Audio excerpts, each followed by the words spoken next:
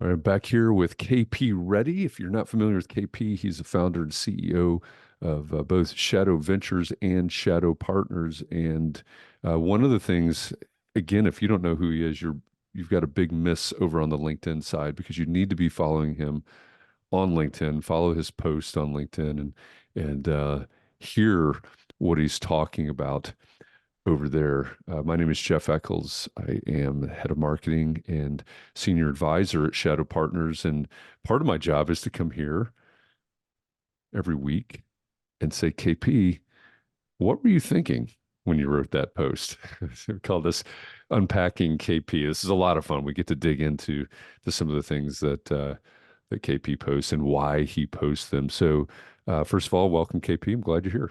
Hey, Jeff. Um, So this one I know is close to your heart. It's close to my heart as well.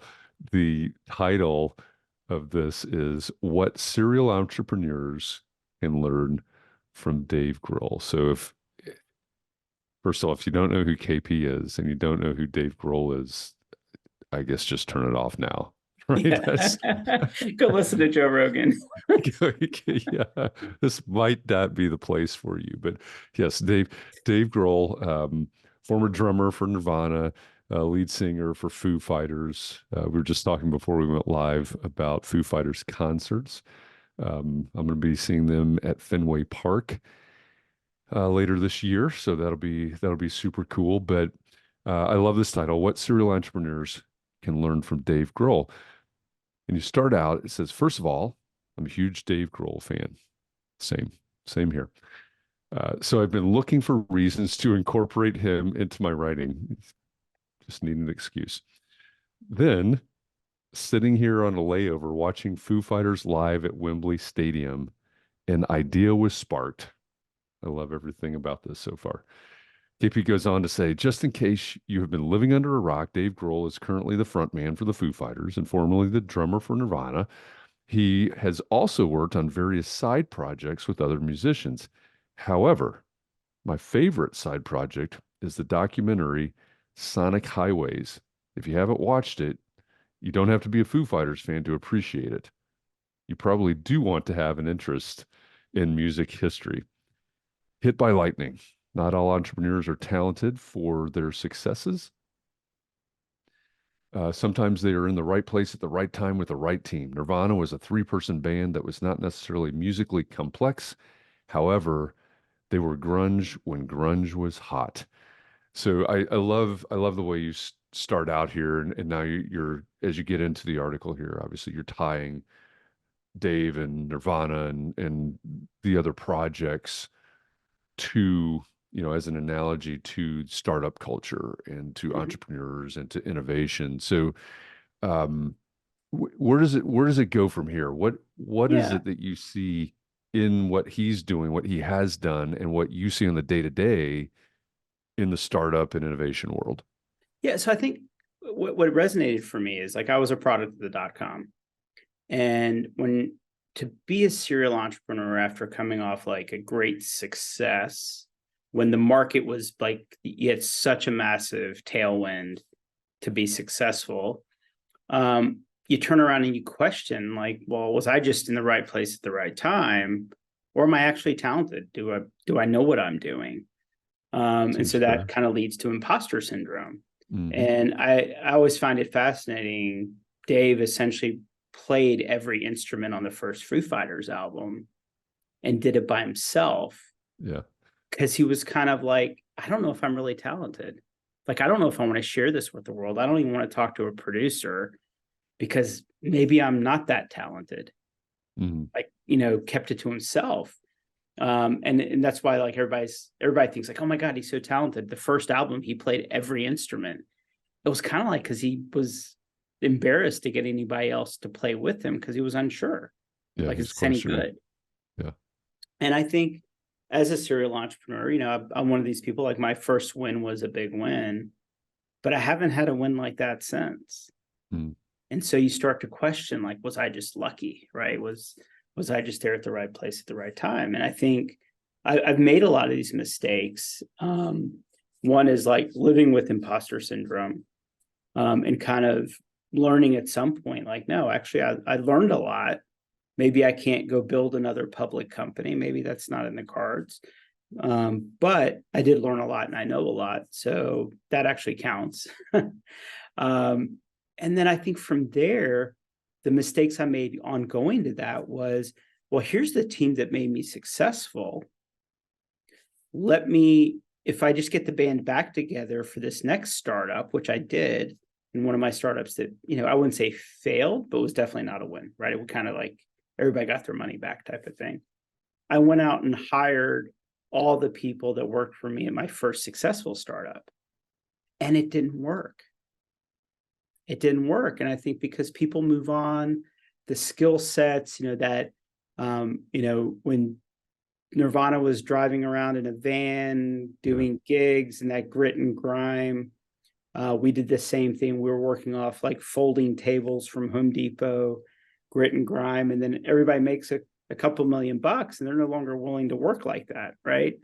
Now, all of a sudden you got to stay at the Four Seasons. And actually I think the first year the Foo Fighters toured, they did tour around in a van. Like Dave Grohl had Nirvana money, but he didn't act like he had Nirvana money, right? They they drove around just like they did. He's like, and there's a reason why, like Chris Novoselic, like there's a reason why a lot of the players in Foo Fighters like had nothing to do with Nirvana, including the producers, because they kind of moved on, right? They were doing other stuff. And so I think that's a mistake I made was, I just have to get the band back together. Big failure. Everybody was in a different spot. And so that doesn't really kind of work. And then I think also, this idea that I've been successful, like you still have to grind. You still I did it once and it's really tough if you've had success as a serial entrepreneur. That's why I think a lot of serial entrepreneurs that do really well failed the first couple of times and then they had success. I think it's that being successful at your first time, I think can mess with your brain. It's funny. I was in Vegas one time and I'm sitting there and playing roulette, which is one of my more favorite mindless games. And this dad and kid comes up. The kid clearly just turned 21, first time at a casino. The dad's explaining all the games and the kid puts $100 down on a number.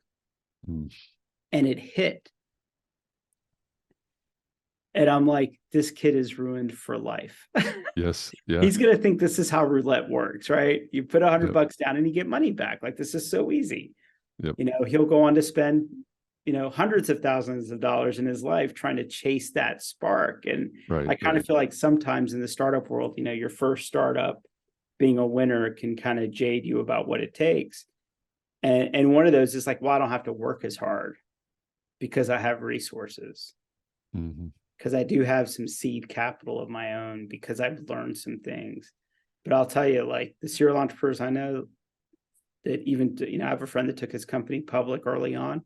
His second company he took public, but he was in every Saturday and Sunday grinding it out. He might have had $100 million in the bank. You would have never known it. Yeah. So I think that's another thing. And then I think a lot of times when you have that first success, like Nirvana happened overnight, right? Just boom, overnight. Next thing they're on MTV, right? Next album. Like it's just the .com was a little bit of that thing too, right? It just happened so fast. And I think it biases you that things happen, right? A 3-year exit. I mean, I took my company public in like 3 years. That's quick. That's not regular, right? That's not regular. Right. And so I think if you live in that bias of like, that's how it works, you will be greatly disappointed. So I think that's another thing that I think if you look at Nirvana happened fast. I think Dave Grohl figured out like that wasn't real. Like that's not how things work. And by the way, grunge is dead. When they launched the first 1994 Foo Fighters launched, grunge was dead. Yeah. Right. We'd all moved on. We're all listening to God knows what at that time, but we're listening to something different. Right. Yes. The next thing. Yeah. We're listening to the next thing. I think Jay-Z was popular. Like, it's like, and so I think that's kind of like refocusing and re-understanding, like kind of time to market might look very different. And then I think, you know, one of the things that I think Dave Grohl's done well is kind of being a constant learner Mm-hmm. and learning about other things, expanding like what it means to be an artist, right? Yeah. Doing documentaries. He did a stupid horror movie, right? Like Yes. a really terrible. Of course, I went and saw it, but it was pretty terrible. But but anyway, so I think that expansion into other into other things. He's written books, Mm-hmm. you know, that kind of thing. And I think it's I think that's something that you can't really, and I think for my own journey too, being an entrepreneur that started off with credit cards to having one that was more financially backed to now being venture capital. Um, you know, I'm no Dave Grohl, but I feel like that's a little bit of what it takes, is to be a constant learner, to not rest on your laurels.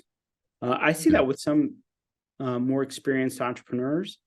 They talk about, like, here's how we did it in the 90s. Mm-hmm. And it's like, are we still doing it that way though? Yeah. Yeah. Like, are you still faxing contracts to people? Like, you know, it's a little, Exactly. Yeah. you know, so I think really learning and understanding how markets change, I think is a real thing. And once again, you know, the reason I publish all this stuff with, I'm hoping Dave's gonna call me, like, KP, I love your stuff. Would you come tour with me? Like, Yeah. What's that? I hear the I'll phone ringing now. I'll play the tambourine. Yeah. Yes. Play the cowbell. Little Cowbell, yeah, cowbell. cow. Yeah. One of the things that comes to my mind or came to my mind as you were talking about Nirvana and the Vans and everything else, um, to bring another type of analogy and sports analogy, I was having this conversation with a couple people a while back, and the question was, is it easier to win a championship? You know, pick your sport, doesn't matter. Is it easier to win a championship as the defender, right? You won last year. Now, can you win next year?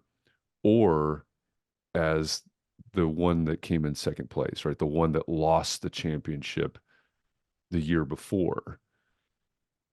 To me, that's a fascinating conversation. And, you know, I guess the answer is it depends. But I think some of the things that you talked about, the grit and the grind and everything else, and resting on your laurels, right? You know, Mhm. if you won, are you resting on your laurels expecting to win the second? If you lost, does that drive the grit and grind to go harder this season to get back to the championship and Yeah. win? Um, I I would say probably, you know, we're about the same age. Probably when we were mhm. growing up watching the NFL, I think that was probably, you had more, you had legacies, right? You had the 49ers, Sure. Yeah, yeah, you had yeah, more legacy franchises. I think that where it doesn't apply as much these days is with salary caps and yeah. trading. You Starts know, falling apart. our great Atlanta Falcons lost to the Patriots and in the Super Bowl, right? Yeah. Never to be heard from again. Are they still playing? Yeah, I don't know Are they if there? we still have a team in Atlanta. Like, but I do think that it's really tough because off season there's like a restructuring Mhm. of how money flows and new and trades and new draft picks and all those things, that I think it is actually possible to kind of it's almost like being second might be harder Hmm. because some of those players that have been highlighted in the Super Bowl get traded. Like their Yes. market Yeah. value has gone up. Right. And so another team goes and takes them away. Versus if you're the winner, nobody's poaching, like nobody's leaving that team. Nobody's leaving the Right. Patriots. Right. Right. It's just like, Well, they no, we might won. now. Like we're gonna be here next year again, right? Like Yeah. so I do think that I think the dynamic of the NFL, like but it is like it definitely kind of a work hard business. Hmm. That I don't think, you know, when you talk about the greats, whether it's a Tom Brady or whatnot, they're not hanging around eating cheeseburgers. LeBron James. LeBron Right. James is too old to be playing. Like, I mean, Hmm. on Right. paper, Right. too old to be playing. Yeah. Yet he still works out and Mhm. nutrition. You know, he's not eating cheeseburgers either. You know, so I Yeah. think Yep. that sustaining it does have a lot to do with the grind and has to do a lot with the work. Yeah. Yeah. I agree. Well, there you have it. I mean, this is entrepreneurs and rock stars. Perfect discussion to cap it off, right? If you somehow joined us in the middle of this or towards the end of this and you missed it, you got to go back to the beginning. I'm talking with KP Reddy. We're unpacking one of his posts on LinkedIn. And again, if you're not following KP on LinkedIn, look for K period P period Reddy Reddy on LinkedIn. He's posting sometimes multiple times a day, and it's we unpack these because what KP posts about is what he's experiencing, what he's um, learning, so to speak, but more reflecting on as he's working with some of the great firms and some of the great innovators in the AEC space. So, KP, thanks for coming and unpacking this post. Again, the title is What Serial Entrepreneurs Can Learn from Dave Grohl. So thanks, KP, for unpacking this one for us. All right, this was a fun one. It was absolutely a fun one. We're going to have to license some Foo Fighters to play us out here. All right. See you next time.